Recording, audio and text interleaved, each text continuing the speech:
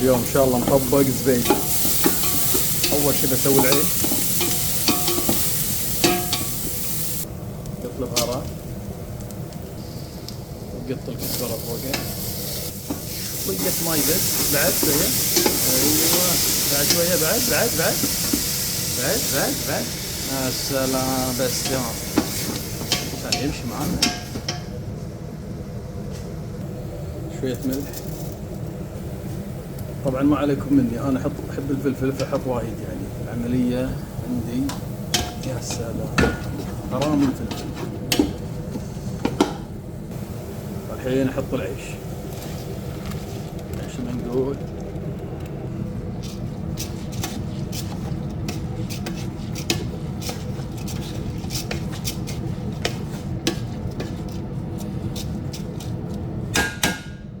فوقه زل المي،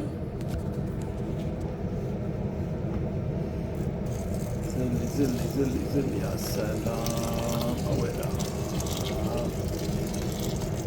هودت ستوب. طبعا يبي له شويه ماي، يعني على الارتفاع عن العيش 1 سنتي تقريبا يعني. نشوف نزيده شوي بعد. ايوه طبعا كافي عشان يطلع نثري، بس كافي كذي. الحين نحط الزيت، قلي عشان قلي زبيدي. بعد خلينا نسبح سباحة هني داخل احسن. الحين يا دور الزبيدي، يلا.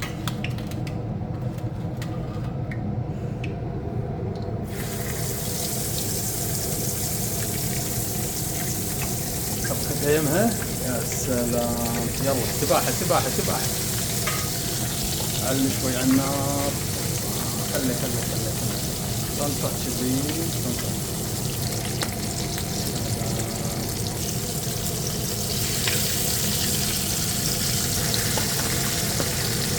طبعا هذا بعد ما قلبناها. يلا هوبا.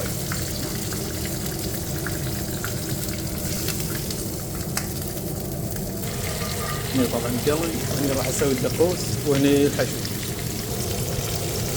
شوية زيت، الزيت هني بعد.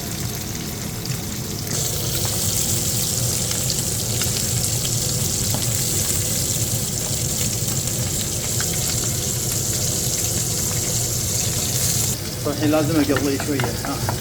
طير صفر، حموض، شغله، المهم فيه الذوعه طيرها، مو شيء معقد.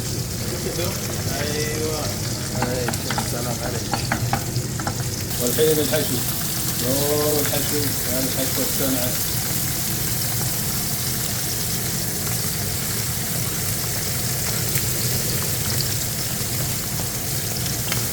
حط معجون الطماطم، حط الطماطم نص.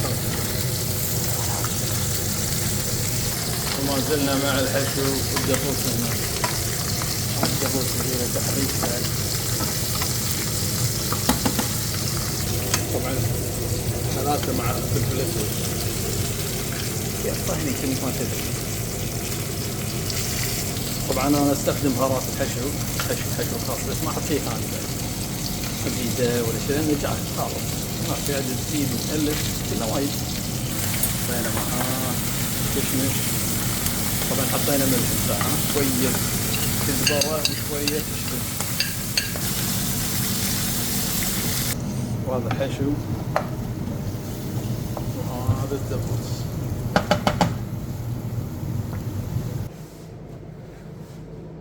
ايوه هني ما شاء الله. وهذا الشكل النهائي.